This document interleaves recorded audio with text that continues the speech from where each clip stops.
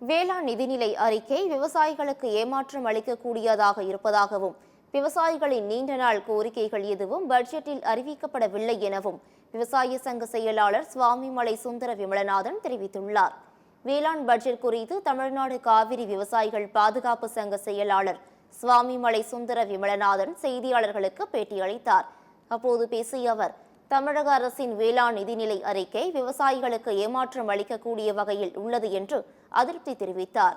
விவசாயிகளுடைய நீண்ட பல்வேறு கோரிக்கைகள் அதில் இடம்பெறாமல் இருப்பது வருத்தம் அளிக்கிறது என்றும் அவர் கவலை தெரிவித்தார். புதிய வேளாண் மின் இணைப்புகளுக்காக 2,02,000 பேர் இன்றைக்கு பதிவு செய்து காத்திருக்கும் நிலையில் நீண்ட காலமாக அவர்களுடைய புதிய விவசாய மின் இணைப்புகள் வழங்குவது பற்றிய எந்த ஒரு அறிவிப்பையும் சொல்லப்படவில்லை என்று குற்றம் சாட்டினார்.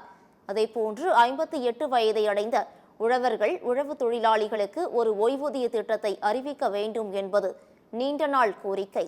அதை பற்றிய அறிவிப்பு இல்லை என்று அதிருப்தியுடன் கூறினார். மேலும், எனவே 110 விதியின் கீழ் முதலமைச்சர் விவசாயிகளின் நீண்ட நாள் கோரிக்கைகளை அறிவிக்க வேண்டும் என சுவாமிமலை சுந்தர விமலநாதன் வேண்டுகோள் விடுத்தார். தமிழ்நாடு அரசு இந்த ஆண்டிற்கான வேளாண்மைக்கான தனி நிதிநிலை அறிக்கையை சமர்ப்பித்திருக்கிறார்கள். எங்களுடைய நீண்டகால பல்வேறு எதிர்பார்ப்புகள் எதுவுமே இதில் நிறைவேற்றப்படவில்லை. அது பற்றிய அறிவிப்பு இல்லை. குறிப்பாக சொல்ல வேண்டும் என்றால், புதிய வேளாண் மின் இணைப்புகளுக்காக காத்திருக்கின்ற விவசாயிகள் பல ஆண்டுகளாக காத்திருக்கிறார்கள். 2,02,000 விவசாயிகள் அரசு பதிவேட்டிலே பதிவு செய்து காத்திருக்கிறார்கள். அவர்களுக்கு புதிய வேளாண் இணைப்புகள் வழங்குவது பற்றிய எந்த ஒரு அறிவிப்பும் இல்லை. அதேபோன்று 58 வயதை அடைந்துவிட்ட விவசாயிகள், விவசாய தொழிலாளிகளுக்கு ஒரு மாதாந்திர ஓய்வூதிய திட்டத்தை தமிழ்நாடு அரசு அறிவிக்க வேண்டும் என்று கோரிக்கை வைத்தோம். அதை பற்றிய அறிவிப்பில்லை.